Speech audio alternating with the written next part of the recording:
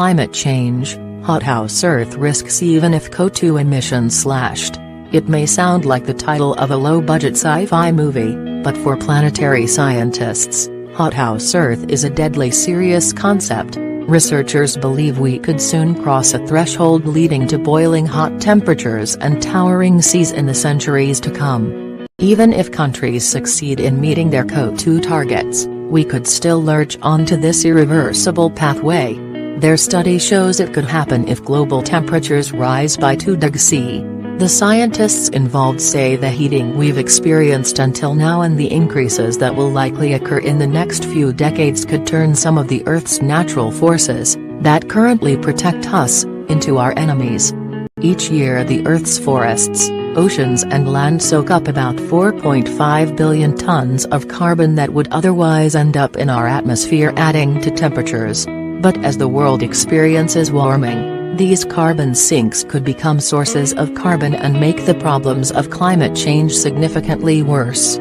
So whether it is the permafrost in northern latitudes that now holds millions of tons of warming gases, or the Amazon rainforest, the fear is that the closer we get to 2 degrees of warming above pre-industrial levels, the greater the chances that these natural allies will spew out more carbon than they currently now take in. Back in 2015, governments of the world committed themselves to keeping temperature rises well below 2 degrees, and to strive to keep them under 1.5. According to the authors, the current plans to cut carbon may not be enough if their analysis is correct. What we are saying is that when we reach 2 degrees of warming, we may be at a point where we hand over the control mechanism to planet Earth herself, co-author Professor Johan Rockström, from the Stockholm Resilience Center, told BBC News. We are the ones in control right now, but once we go past 2 degrees we see that the Earth system tips over from being a friend to a foe. We totally hand over our fate to an Earth system that starts rolling out of equilibrium. Currently, global temperatures have risen about 1 degree above pre-industrial levels and they are rising by around 0.17 C per decade. In their new study the authors looked at 10 natural systems, which they term feedback processes. Right now these help humanity to avoid the worst impacts of carbon and temperature rises, and include forests, Arctic sea ice, and methane hydrates on the ocean floor. The worry is that if one of these systems tips over and starts pushing large amounts of CO₂ into the atmosphere, the rest could follow like a row of dominoes. What exactly is a hothouse Earth scenario? In short, it's not good. According to the research paper, crossing into a hothouse Earth period would see a higher global temperature than at any time in the past 1.2 million years. The climate might stabilize with 4 or 5 degrees Celsius of warming above the pre-industrial age. Thanks to the melting of ice sheets, the seas could be 10-60 meters higher than now. Essentially, this would mean that some parts of the Earth would become uninhabitable. The impacts would be massive, sometimes abrupt and undoubtedly disruptive, say the authors. The only upside, if you can call it that, is that the worst impacts may not be felt for a century or two. The downside is that we wouldn't really be able to do anything about it, once it starts. Are the current heatwaves in the UK and Europe evidence of a hothouse Earth?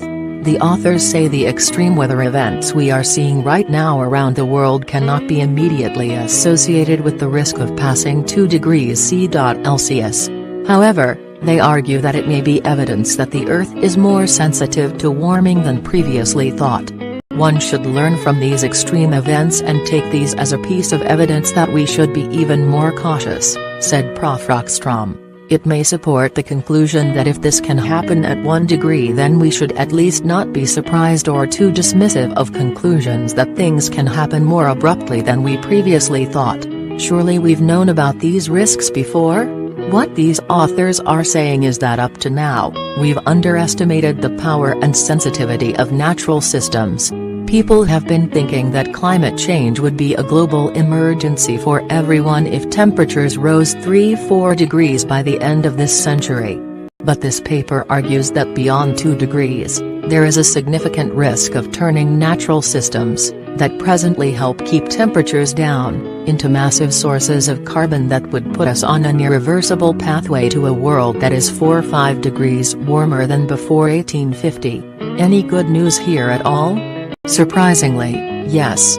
We can avoid the hothouse scenario, but it's going to take a fundamental readjustment of our relationship with the planet.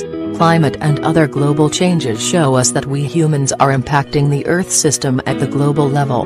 This means that we as a global community can also manage our relationship with the system to influence future planetary conditions.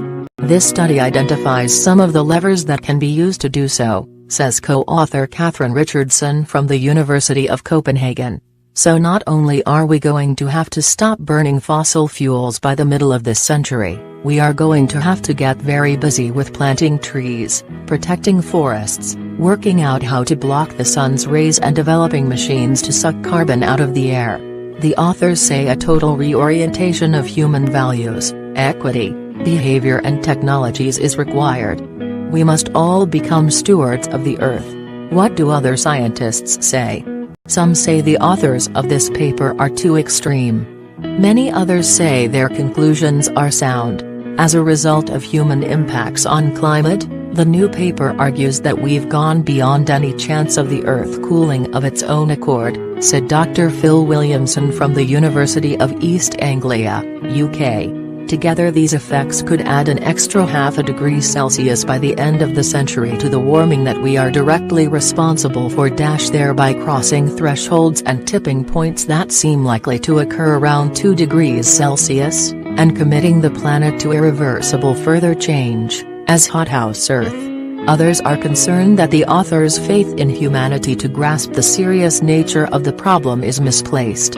Given the evidence of human history, this would seem a naive hope, said Professor Chris Rapley, from University College London, at a time of the widespread rise of right-wing populism, with its associated rejection of the messages of those perceived as cosmopolitan elites and specific denial of climate change as an issue. The likelihood that the combination of factors necessary to allow humanity to navigate the planet to an acceptable intermediate state must surely be close to zero.